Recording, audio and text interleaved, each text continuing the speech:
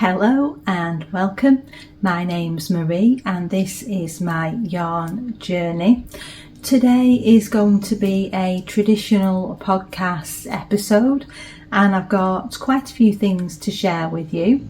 I've got quite a bit of knitting done as I was off work last week, if I haven't said, several times.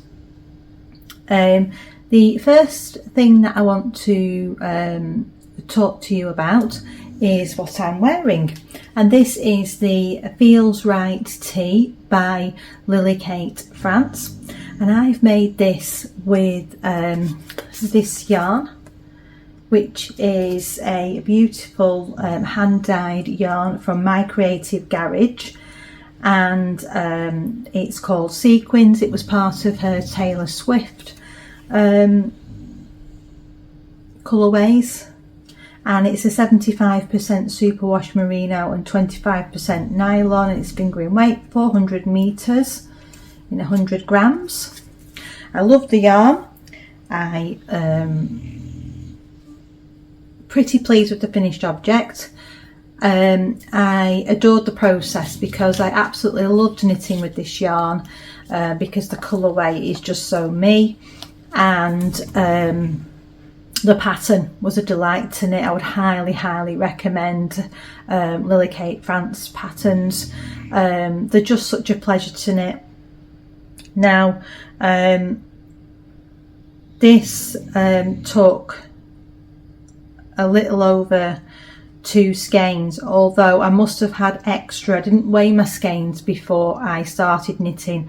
I did use a tiny bit from my third skein, which is on the bottom edge here just for the ribbing, but when I've weighed it I've still got 100 grams left, so there must have been a little bit extra in some of the skeins. So I'm quite pleased that I've only used quite a small amount of yarn. Like I say, I love the colourway. If you haven't seen this project before or watched the project finishing vlog, then you won't know that I didn't alternate skeins. I decided when I looked at them, I thought they look really nice, they look pretty even, and I risked it, and that was a bad move, a bad decision on my part, because I don't know if you can see in the video, but just below my bust is where the second skein started. I used it when I ran out of my first skein. I stopped knitting on the body, and then I did the collar and the both the sleeves, and then I continued and knit the rest of the body. Now there's a distinctive line in the garment where I did that. Now I knew the risk when I did this top, but if I was to go back and knit it again, I probably would just have the 2 skeins going at the same time and alternate each row.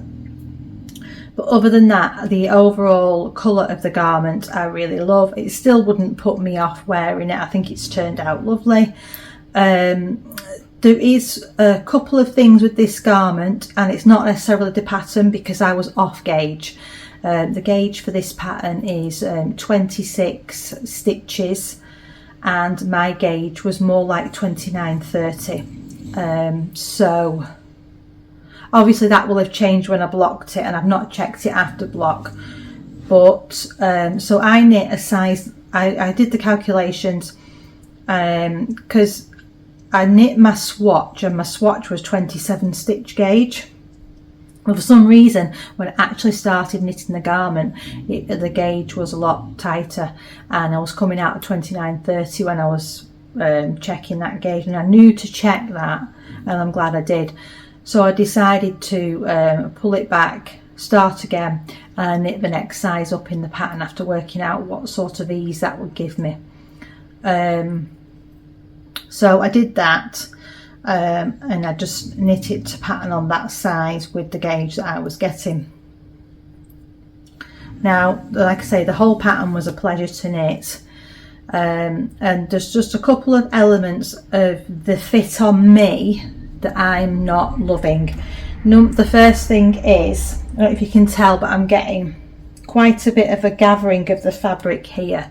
Now I don't think it will put me off wearing it. I just wish that that was nipped in a bit more, because it would probably be and the other point is, is the neckline.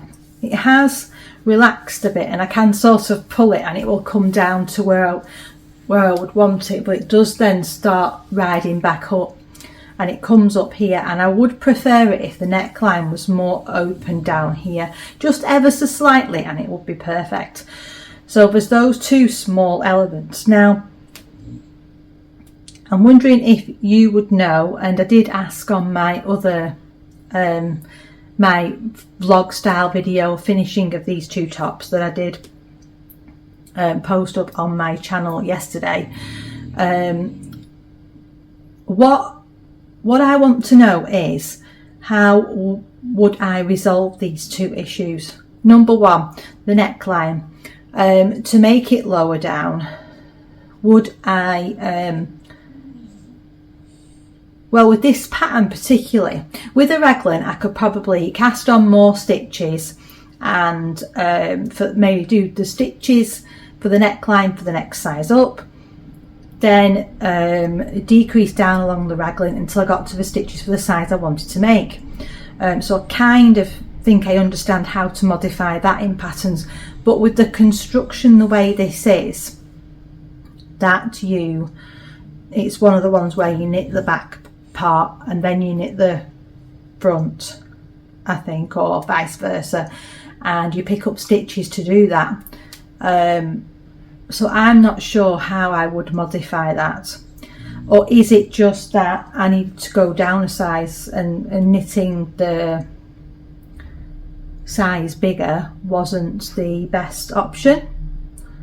I don't know. If you've got any suggestions anyway, I'd love to hear them, because I am at the moment trying my best to improve the fit and look and finish of my knits, so that I can have knitted items along with the other clothes in my wardrobe that I love, I want to wear, and I grab them to wear each day. So I think that's everything that I wanted to say to you. Like I say, I absolutely love this yarn, and the finished garment had a lovely length. It did grow lengthwise, and it relaxed a lot, and I think if you look at the fit on my other video of this before blocking, I don't think it was as wide, and I think it was more here, and I think it's just widened out a bit, and I think that's caused this sort of thing here. I still think I'm going to enjoy wearing this garment. It's not too bad at the neck here, because it's quite a soft yarn. I wouldn't want a rustic yarn to be up there, but yeah, I think that's everything to say about that. If you've knit this pattern, or if you've got any suggestions for how I can improve the fit of this, then please leave it in the comments. I do like reading those. Okay, so my second finished object is the Sabai top, and you can probably actually tell with the way I'm holding up the one issue with this garment. Now again, this is a super beginner friendly pattern. I would highly recommend it to beginner knitters for a garment. It knits up quite fast because it is in DK. I've done this in a Rowan Summer Light cotton, 100% Egyptian cotton, and it's got a lovely drape. Now it's been blocked.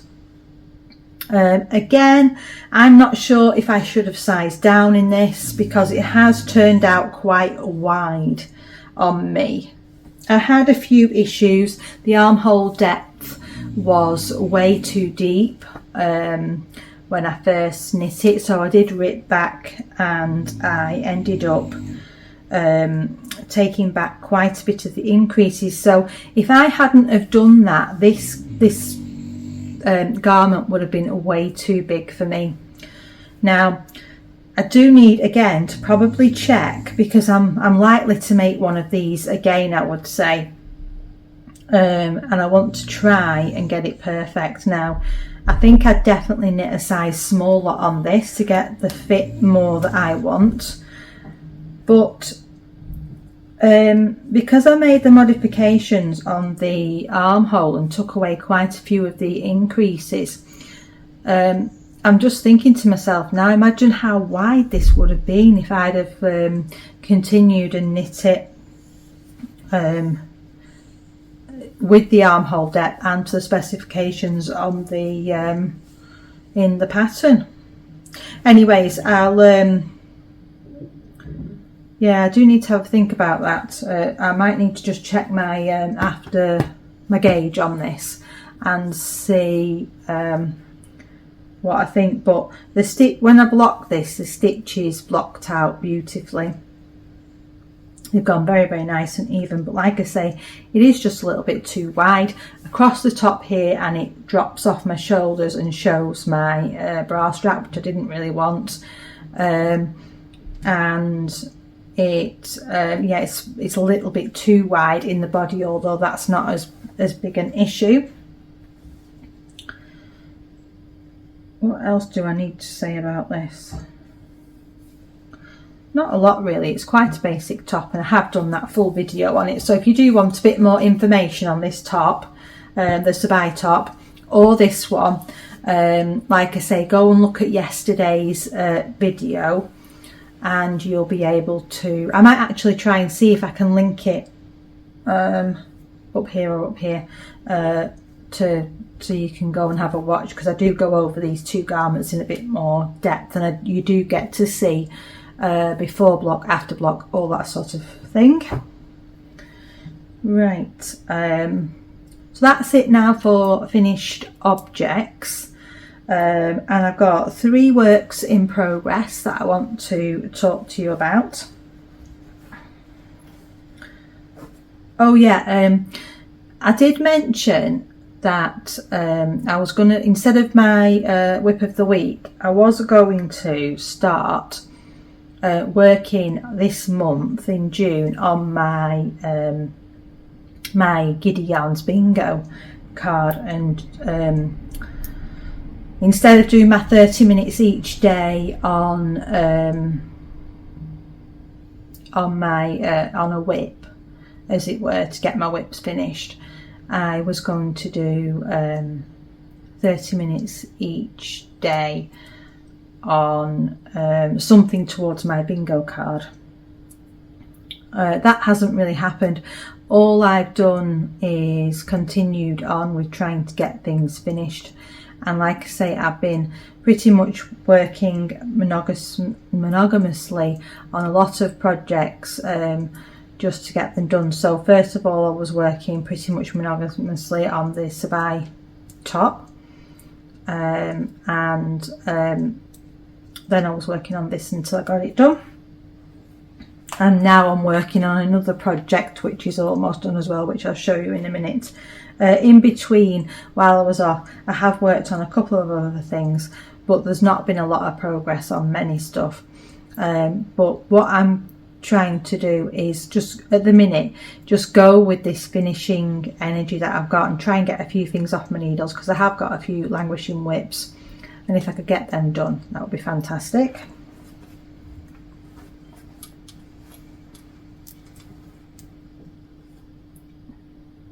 I feel like this might be a bit all over the place today, but hopefully you still enjoy watching along, and you're enjoying doing your knitting while you're listening to my rambles about my projects. Okay, so this is the Fallow Sock by Thread and Yarn. This is a test knit. Now I haven't finished these socks and the deadline has gone, but Lorna is aware, and I've tested the part of the pattern for her and given my feedback on the sock pattern to this point. The rest is just like a vanilla sock, and I am hoping to get these finished soon. I had a lot of fun doing this. I did have to do this when at a point in time where I had focus and could just look at the pattern, because I've never done this sort of stitch before. I'll just show you what it looks like, and it's like dandelion heads when they're floating on the breeze. This yarn is very, very soft. This is Lorna's hand dyed, naturally dyed, should I say, naturally dyed yarn. And it's this lovely like rustic peachy colour, and yeah, I had great fun doing this. Something I've never done before, and I was attempting to do them 2 at a time, and I just gave a little bit of feedback on part, because the pattern was written for 9-inch circulars. So but yeah, it was great to do. I just need to, like I say, I just need to get the heel and the foot done on these. It shouldn't take me too long because the rest of it is just plain vanilla sock. And it'll be nice to have these finished and off the needles, and to block them actually and see how they look once they're blocked. Thankfully I did manage to do the stitch pattern, because when I first did the first dandelion or seed head, it honestly, it was so tight because of my tension, but I soon worked out how to do that, and if you see, it does seem quite stretchy when I'm doing that, so hopefully it'll work out fine, because you know my sock fit is a bit hit and miss.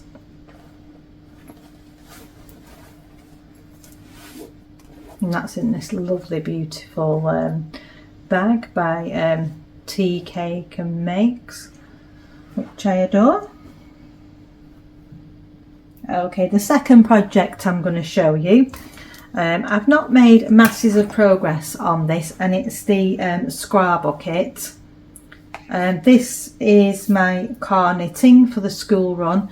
So generally at the moment I get to school about 10 or 15 minutes before the youngest likes to get out and going, because my older one likes to get there early. So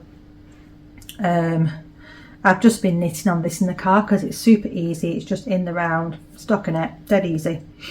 And here's where we're at the moment. Hope you can see that. So I'm on the second half as I was before. Like I say, I've only worked on it a few times this week in the car. But yeah, it shouldn't be too long now before I get to do my decreases, and then I'll just need to knit the I-cord drawstrings on, and it will be done. So that should be another one off my needles quite soon. There's not much more to say about that really, because I've not really done a lot on it.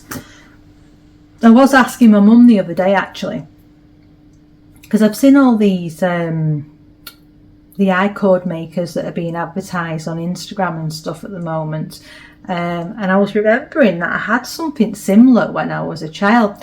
Now I don't know if anyone around my age had one of these when they were a child, and we used to actually make them, and I'm sure it is just an I-cord. What we call an I-cord maker now is this that I used to have as a kid, and you can, I don't know what they were called. Now you could make them on an empty thread bobbin, and you just put in like these, I don't even know what they're called, 4 hooks around like hoops around the side, and you kind of had your stitches round, and you used a crochet hook to do it, and you just wrapped your yarn around, and then you just were pulling each loop over, and then you did the same again. Do you know what I mean? And I'm sure that all that was doing was making an I-cord. Now I had one, and it was like a wooden sort of doll, and it had the things on the top, and I said to my mum, I was like, oh, do you still have that? Because she does like to keep a lot of stuff, and I was like, oh, do you still have that? I could do that, I could make the straps for my bag, but she didn't. But I don't actually know what we called it as children, so if anyone knows, just pop it in the comments. It will be interesting to know. Shame we don't have the vintage I-cord maker. Anyway, so the final project that I want to tell you about today is my main whip at the moment that I've been working on, and you might recognise this. It's going to be very, very hard to show you at the moment because it's massive on the needles. Even though I've got it on a massive cable, I will just try to spread it out now. This is the People's Shawl, and I have just picked up, if you can see, it's very, very long. As I say, it's going to be very hard, and I've not sewn in my ends on this side. I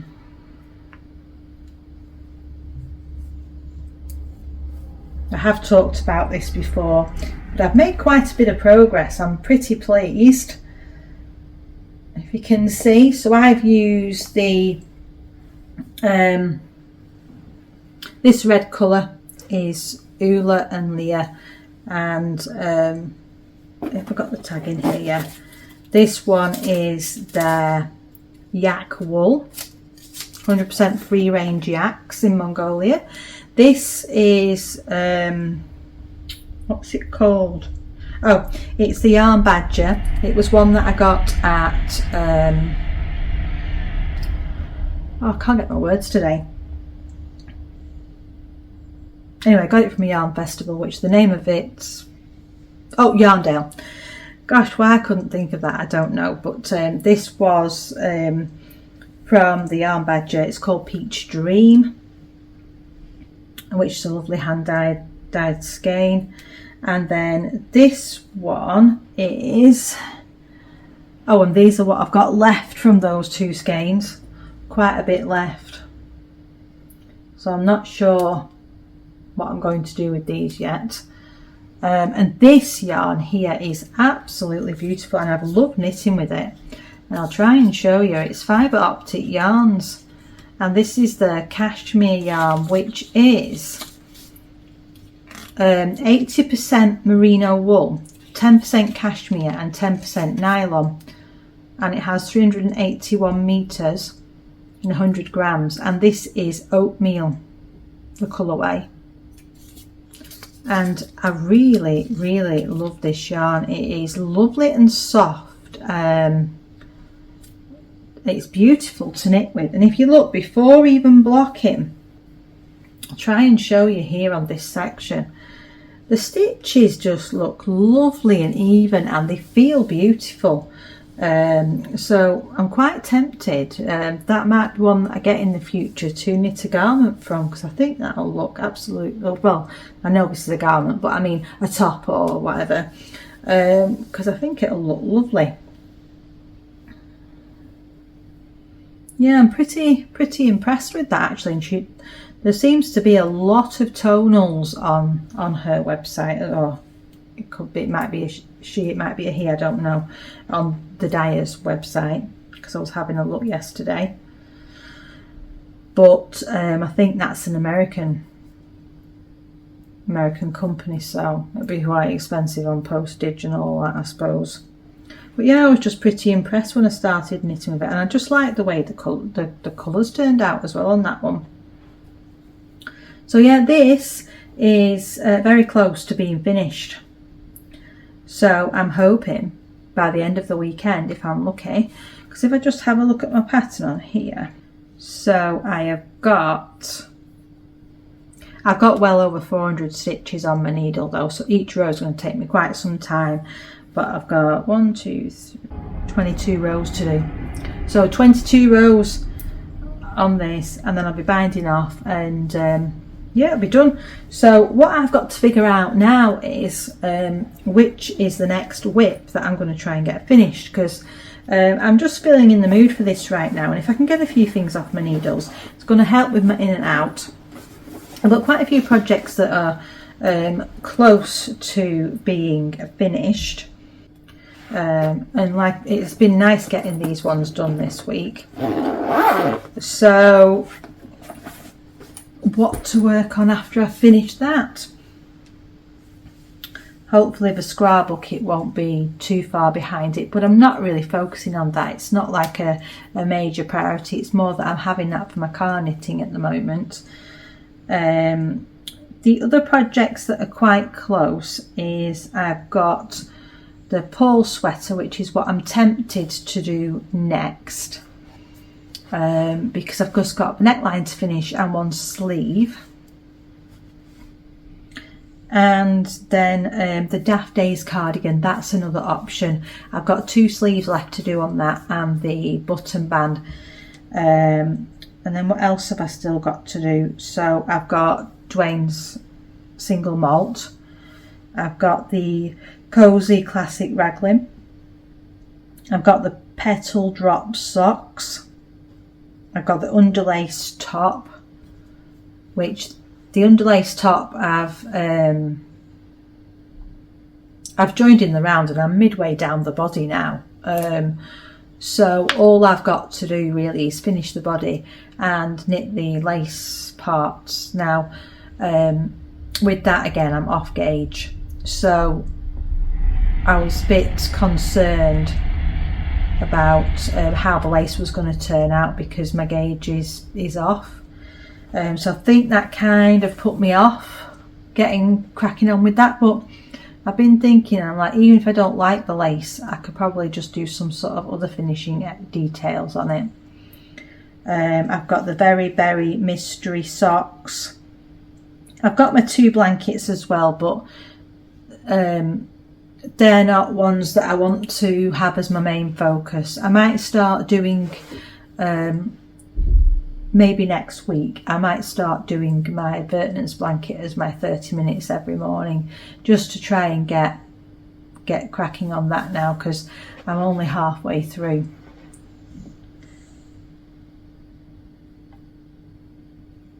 Yeah, and I think that's everything I wanted to talk about today. The last thing I want to show you is a acquisition that I got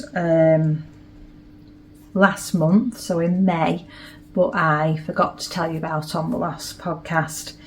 And it's this beautiful knitting for olive cotton merino, and it's called Blueberry Ice Cream, 70% cotton and 30% merino. If you've follow them on Instagram, you will have seen that they have actually launched new colours, and this is one of the new colours. And as soon as I saw them advertising this, I thought, I've got to get that because it's absolutely gorgeous.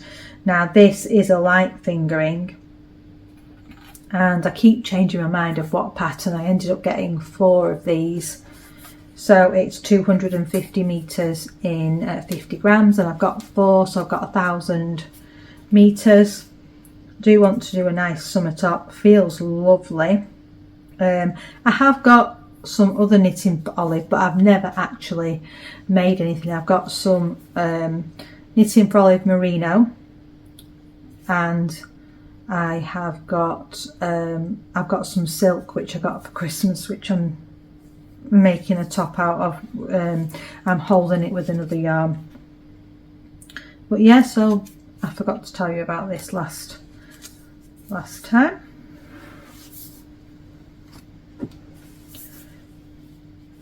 I don't think I've got anything else to say today. I think that's everything. I felt like I got a lot of knitting done. Obviously I was off last week, so I had plenty more knitting time. But I don't really feel like I've talked for too long, but I think because there's no new projects or anything, most of these you've seen before. And obviously I have done like a finish it blog video for both the Sabai and this t-shirt. So let me know in the comments what you're knitting on, what your future plans are. It's really great to share our ideas and thoughts, and I'll see you next time. Bye.